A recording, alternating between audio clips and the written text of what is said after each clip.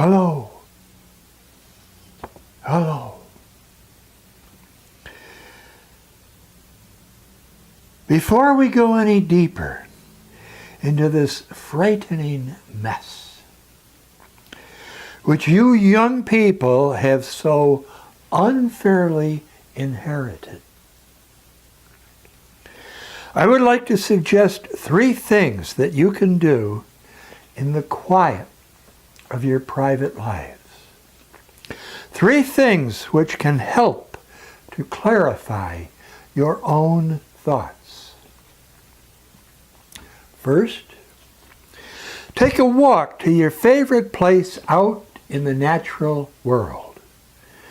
It might be a small woods early in the morning when the birds are waking up and singing. It might be a country road that leads to a meadow filled with wildflowers. It might be a park in the heart of your city.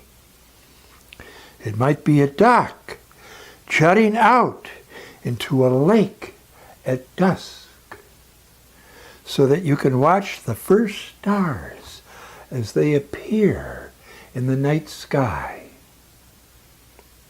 Or, if you prefer, visit your church, your mosque, your synagogue, your shrine at a quiet time when few people are there.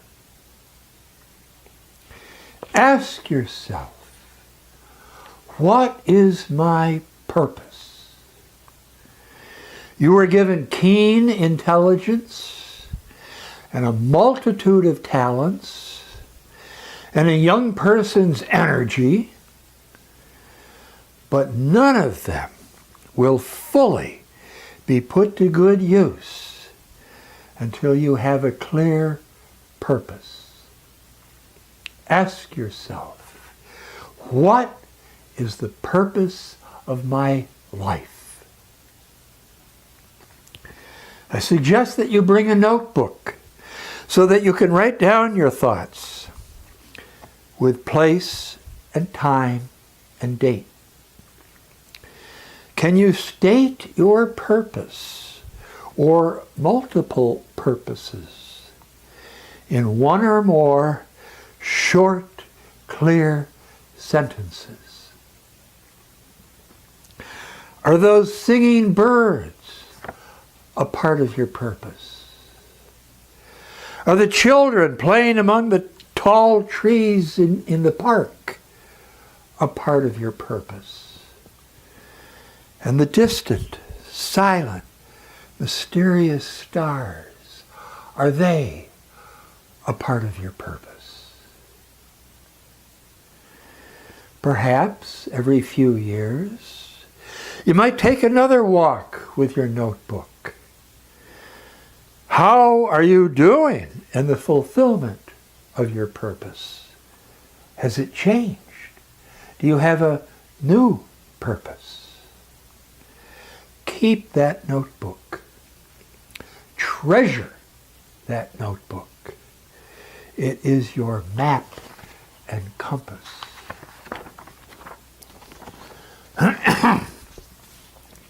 My second suggestion is that you write a letter to your children who may not be born yet. A letter which they will read when they are 10 years old.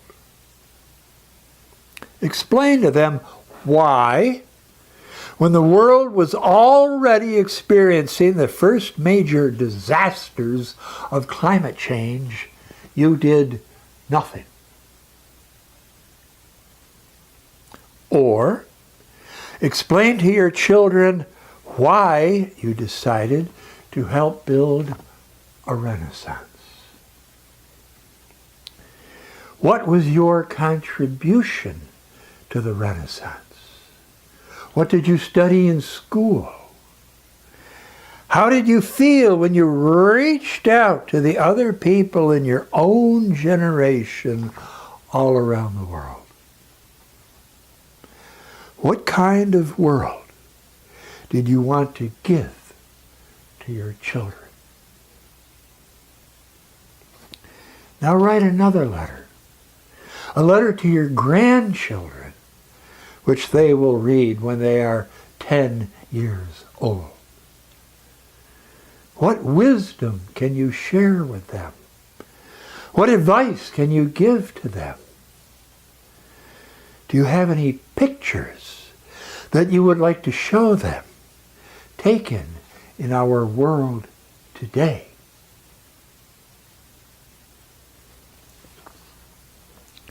My third suggestion is that you read a book.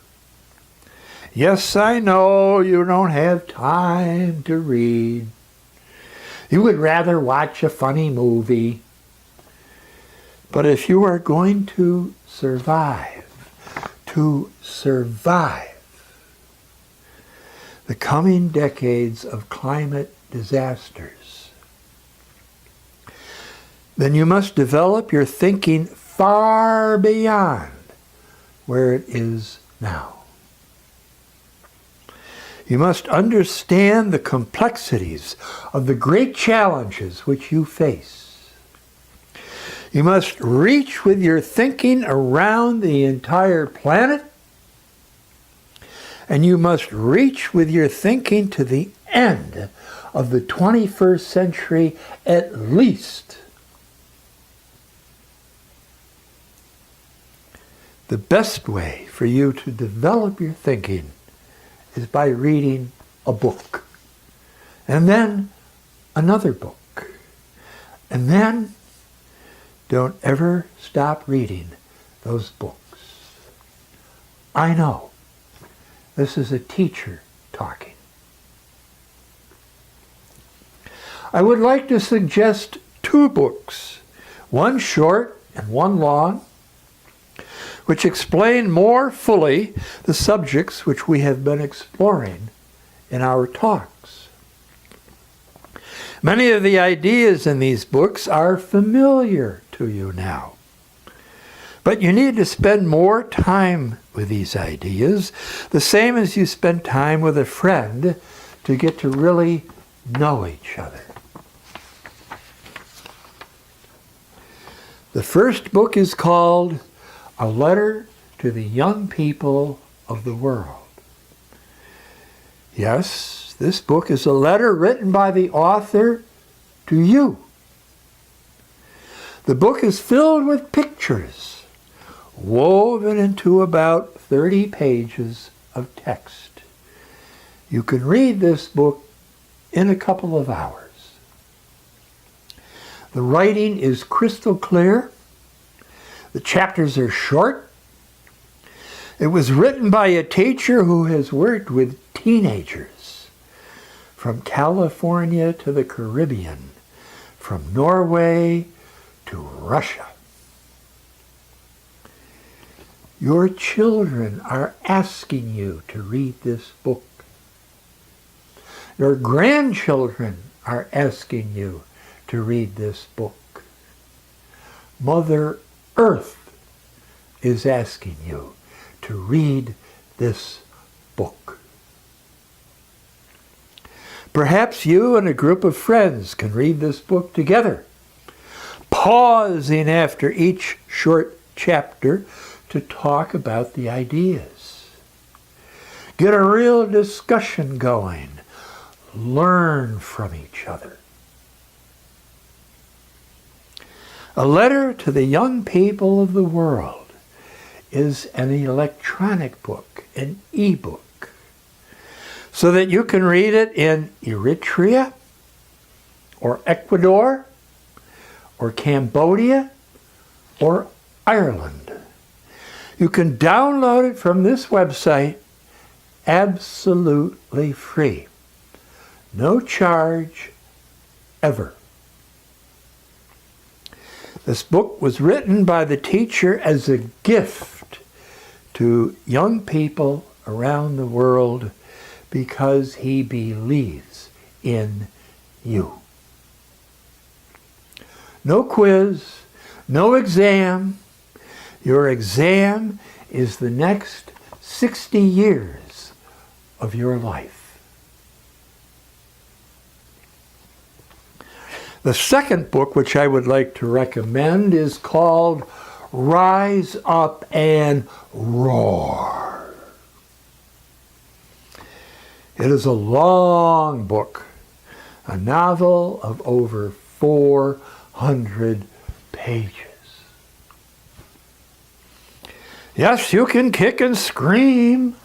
You can complain and moan and grumble and tell me that your stomach hurts. I've heard it all before. The main characters are young people just like you who confront the worsening mess which has been dumped into their laps by adults. Very stupid adults. The story is about much more than climate change. It is also about war and refugees and trying to start a new life in a foreign country. It is about the reindeer who live on the tundra in northern Norway. It is about the world seen through the eyes of a 16-year-old, your daughter, in the year 2043. It is a story about hope, about determination, and the building of a renaissance. All of the books written by the teacher are very positive. They are not gloom and doom. No apocalypse at the end. Because, you see, the teacher believes in you. The chapters are short. The writing is crystal clear. Get a group of friends together and read Rise Up and Roar, chapter by chapter. The story will become a springboard for great discussions. No quiz, no exam. One day, you will tell those very stupid adults to please step aside. You, with very clear ideas, are building a better world. Thank you.